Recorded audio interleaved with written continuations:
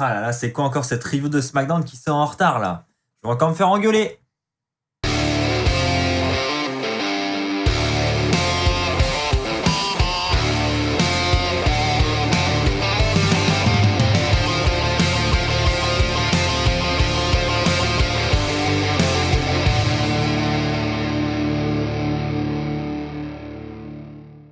Bonjour à toutes et à tous les amis, c'est Axel de la chaîne YouTube WWE Fan France et oui, comme je l'ai dit dans l'intro, malheureusement la review sort un peu en retard, j'ai eu un samedi très chargé. J'ai réussi à regarder SmackDown samedi, mais c'est tout ce que j'ai réussi à faire, j'étais occupé tout le reste de la journée, donc je suis désolé. Pas de review de SmackDown ce samedi, elle sortira avec un jour de retard, je m'en excuse. Mais on va pas perdre plus de temps, c'est parti, on va analyser tout le show. Avant cela, une grosse annonce quand même. Je viens d'ouvrir ma chaîne secondaire. C'est une chaîne sur laquelle vous pourrez retrouver tout ce qui est en dehors du catch. Donc en fait, il y a certaines vidéos que j'avais envie de vous proposer, mais qui n'ont pas vraiment de rapport avec la chaîne actuelle. Donc je me suis dit, plutôt que de polluer la chaîne actuelle, autant en ouvrir une autre. Donc si ça vous intéresse, n'hésitez pas à aller vous abonner. Et si on dépasse les 2000 abonnés dès ce soir, eh bien j'organise un nouveau concours 100% WWE dès ce soir. Donc n'hésitez pas à aller vous abonner, le lien est en description. J'ai d'ailleurs sorti ma première vidéo qui est la vidéo Setup. Je vous présente toute mon installation avec laquelle je fais mes vidéos. Donc si ça vous intéresse, n'hésitez pas à foncer. Ceci étant dit, c'est parti, on va commencer avec ce SmackDown qui était clairement moyen cette semaine, pour pas dire assez mauvais. On va commencer avec la signature de contrat entre Sasha Banks et Carmella. Donc on a Sasha Banks qui est sur le ring, qui arrive pour sa signature de contrat. Elle va ouvrir le contrat pour le signer, mais à ce moment-là, elle s'aperçoit qu'il n'y a pas de contrat à l'intérieur. Et donc on va ensuite avoir Carmella sur l'écran géant qui va dire que c'est elle qui décide des règles. Et donc en gros, c'est elle qui a rédigé le contrat. Et donc elle envoie ensuite son associé pour apporter le contrat à Sasha Banks. Sasha Banks va ouvrir le contrat, va le signer et elle va ensuite un petit peu défier Carmella pour un match ce soir à SmackDown. Carmella va réfléchir un petit peu, va lui dire bah au final ouais pourquoi pas, je suis chaud pour ce soir. Et donc là Sasha Banks va lui dire ok, eh bien écoute tu as accepté mon challenge, eh bien regarde bien ce qui t'attend. Et elle va ensuite s'attaquer à l'associé de Carmella. Et donc Carmella contre Sasha Banks est ensuite officialisé pour le main event de la soirée, match qui sera pour le titre féminin. Mais on rappelle quand même que le match aura tout de même lieu à TLC. On arrive donc au main event de la soirée, un match franchement très moyen, on va pas se mentir. Donc nouvelle entrée, nouveau personnage de Carmella, tout ça c'est pas mal, en fait ça la renouvelle un petit peu. Mais en soi, le match était vraiment pas terrible. Ça va se terminer avec une disqualification de Sasha Banks. L'arbitre va compter jusqu'à 5 alors qu'elle était en train de s'acharner sur Carmella dans le coin. Et donc disqualification. Mais vous le savez, dans ces cas-là, eh bien, la championne conserve sa ceinture. Donc Sasha Banks est toujours championne, mais victoire de Carmella. Et après le match, Sasha Banks va s'attaquer à l'associé de Carmella. Et ensuite, c'est Carmella qui va se venger, qui va mettre la tête de Sasha Banks dans un seau à glaçons. Et elle va ensuite fracasser une bouteille de champagne sur le dos de Sasha Banks et le show va se terminer là-dessus. Alors je le précise, évidemment, il ne s'agit pas d'une vraie bouteille en verre, ce sont des effets spéciaux. Mais voilà, on sent quand même que tout ça a été mis en place rien que pour ce segment. Et c'est pour ça qu'ils ont voulu organiser ce match avant TLC. Mais en attendant, perso, ça me hype vraiment pas pour TLC. Ça me fait même limite peur. Voilà, c'était déjà pas terrible là. Et je me dis qu'on va devoir se retaper ce match. Franchement, je suis pas très emballé. Deuxième point de la soirée, on va enchaîner avec un match qui, moi, m'intéressait beaucoup personnellement, parce que vous savez que je suis très fan de Dolph Ziggler, et il affrontait Montez-Ford, qui lui aussi est capable de choses vraiment incroyables dans le ring. Donc je me suis dit, mélanger ces deux catcheurs, ça peut vraiment être très très bon. Et ça a été le cas. Donc on a eu un match qui était assez court, malheureusement, mais tout de même, avec aux abords du ring, évidemment, Angelo Dawkins et Robert Roode. Et donc on sait depuis un petit moment maintenant qu'on a cette petite rivalité qui dure entre Ziggler Roode et les Street Profits. Et donc là on a un match, comme j'ai dit, assez sympa qui va se terminer vers la fin du combat par une distraction de Robert Roode puisqu'il va attaquer Angelo Dawkins, ce qui va distraire Montez-Ford alors qu'il était sur la 3e corde pour faire son splash. Et là, distraction, Ziggler en profite, il va faire tomber Montez-Ford du haut de la 3e corde et ensuite il va enchaîner avec un super kick pour la victoire. Donc victoire de Dolph Ziggler qui réussit à river les épaules de l'un des champions par équipe. Donc très bon point pour Robert Roode et Dolph Ziggler.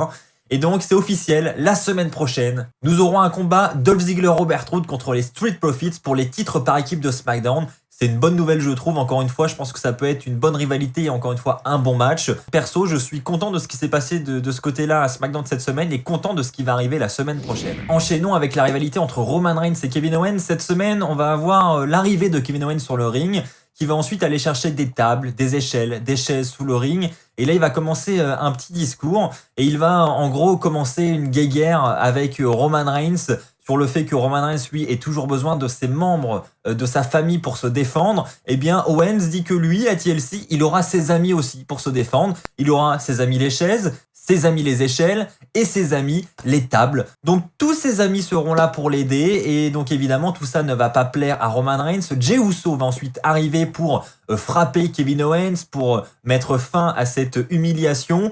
Et donc il va placer Owens sur une table, il va ensuite monter sur la troisième corde pour partir pour un splash pour faire passer Owens à travers la table, mais ça va être contré et finalement c'est Jey Uso qui va passer à travers cette table. Roman Reigns va ensuite arriver, il va vouloir donner sa ceinture à Paul Heyman pour aller tabasser Owens sur le ring. Owens lui dit vas-y viens et c'est Paul Heyman qui va lui dire non, t'as pas besoin d'y aller, il va essayer de le retenir et il va finir par convaincre Roman Reigns de ne pas y aller. Roman Reigns va ensuite repartir en coulisses. Et on verra ensuite Kevin Owens qui repart avec une chaise à la main en coulisses. Et là, on se dit, ça va dégénérer. On se retrouve donc juste après la pause publicitaire, alors que Kevin Owens allait se faire interviewer. Eh bien, c'est Roman Reigns qui va finalement surprendre Owens avec une chaise. Il va le tabasser. Et à la fin de ce passage à tabac, eh bien, il va se présenter devant la caméra. Il va dire qu'il est tout simplement le chef de tribu, celui qui est assis au bout de la table.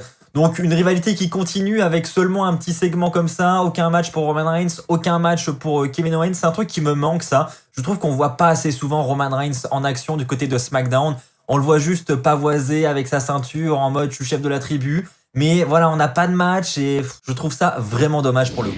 On enchaîne avec le Riot Squad qui cette semaine affrontait Billie Kay et sa partenaire qu'elle devait trouver. Elle devait la trouver depuis Talking Smack la semaine dernière. Elle a été challengée par le Riot Squad justement. Et donc, elle a trouvé Natalya en tant que partenaire. Et moi, honnêtement, quand j'ai vu cette alliance, je me suis dit, sur le papier, voilà, bon, c'est quelque chose de nouveau. J'attends de voir, même si de base, moi, je suis pas hyper fan de Billie Kay. Je me suis dit, avec Natalya, bon, on va voir ce qu'elles peuvent produire. Et honnêtement, c'était un peu une catastrophe. Donc, on a une victoire assez éclair quand même du Riot Squad. Donc bon, déjà, c'est la première mauvaise nouvelle. Alors, c'est bien pour le Riot Squad. Je suis très content pour elle. Mais par contre, bah voilà, pour Billie Kay, ça la ramène pas trop vers les sommets. Et voilà, je me disais, on a peut-être le début d'une nouvelle équipe avec Billie Kay et Natalya. Mais bon, si elle commence par perdre et que en plus elle s'engueule à la fin du match comme elles l'ont fait en mode Natalya qui lui dit ouais tu m'as frappé au visage et tout, alors que le gros botch quoi, on voit clairement qu'elle la touche pas. Elle est à 10 000 km. Enfin bref, c'était un peu une blague ce match. On va pas se mentir. Bref, j'étais content au début quand j'ai vu le truc arriver et puis au final, je me suis dit ah ouais, au final, c'est quand même vraiment pas terrible. Avant de passer au flop de la soirée, je vais parler de King Corbin qui a eu le droit à un petit segment en backstage avec justement ses nouveaux acolytes. On a vu la semaine dernière que les Forgotten Sons se sont alliés à King Corbin et donc on a un nouveau clan visiblement qui est né avec un nom derrière. Donc ils vont tout simplement s'appeler les Knights of the Lone Wolf, donc en d'autres termes les chevaliers du loup solitaire. Et donc en faisant cette petite promo, on a quand même King Corbin qui nous a averti, enfin surtout qui a averti la famille Mysterio pour le coup, que s'ils essayaient de se mettre au travers du chemin du loup solitaire, eh bien il y aura de très graves conséquences et ces conséquences seront bien plus graves que de perdre un œil. Donc en gros, on nous officialise une rivalité entre King Corbin et Rey Mysterio et la famille Mysterio. Bon, pourquoi pas, j'ai envie de voir ce qu'ils vont faire avec ce nouveau clan. Il y a moyen d'en faire quelque chose de bien. Donc j'attends de voir. Voilà, je donne pas trop mon avis cette semaine. On va attendre de voir un petit peu. Là, c'était juste un petit segment. Je trouvais ça plutôt pas mal. Allez les amis, passons au flop de la soirée.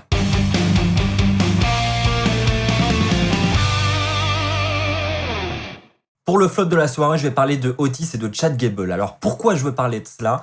Parce que quand j'ai vu qu'il commençait une alliance entre les deux, je me suis dit, eh bah oui, ça va construire une nouvelle équipe. Pourquoi pas ? Chad Gable est très talentueux. Otis, bon, j'ai pas plus d'affinité que ça pour lui, mais bon, il est assez divertissant tout de même. Je me suis dit, pourquoi pas allier les deux et pourquoi pas construire quelque chose de solide. Et quand je vois la direction que ça a pris, je me suis dit, ah ouais, au final, ça va être un bel échec encore, je pense, cette histoire. Donc on a des petits segments en coulisses où Chad Gable va bander les yeux de Otis, va lui jeter des boules dans le dos, etc.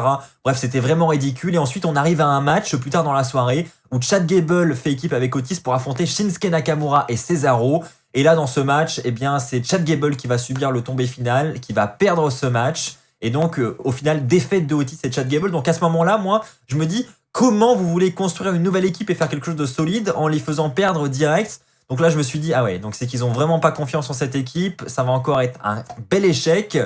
Et juste après le match, on a un segment backstage où, en gros, Chad Gable est en mode « Bah voilà, Otis, t'as encore échoué, tu viens de perdre, mais c'est pas grave. » En gros, voilà, il repousse la faute sur Otis alors que c'est lui qui vient de prendre le tombé final. Donc, on se dit, bon, hein, il y aurait bien un petit heel turn en préparation de Chad Gable. Et au final, on aurait bien une future rivalité de Chad Gable-Otis dans les semaines, les mois qui arrivent.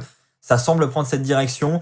Honnêtement, j'ai trouvé ça dommage. J'étais persuadé qu'il y avait quelque chose à faire avec ces deux hommes. Ceci étant dit, passons au top de la soirée.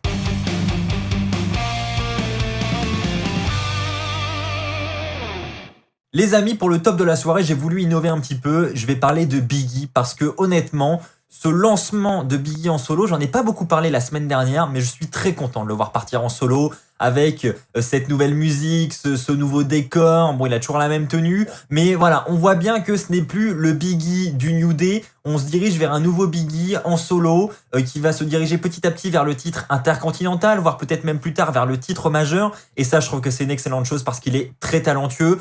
Donc on a un match d'organiser entre Biggie et Sami Zayn. Alors avant le match, il va nous rappeler que le match n'est pas pour le titre intercontinental, le titre n'est pas en jeu ce soir, il insiste beaucoup là-dessus. Et ensuite on a le match, et ensuite Sami Zayn va commencer à fuir durant le match, il va ensuite aller sous le ring, Biggie va le rejoindre sous le ring, et là on va voir l'arbitre qui va commencer à compter du coup, et on arrive presque au double des comptes à l'extérieur, mais non, Sami Zayn ressort du ring. Biggie le tient par la jambe, mais Sami Zayn va lui taper sur le visage et donc en gros Biggie va lâcher Sami Zayn. Sami Zayn va avoir le temps de retourner sur le ring, mais pas Biggie, ce qui fait que Sami Zayn va remporter ce match par des comptes à l'extérieur.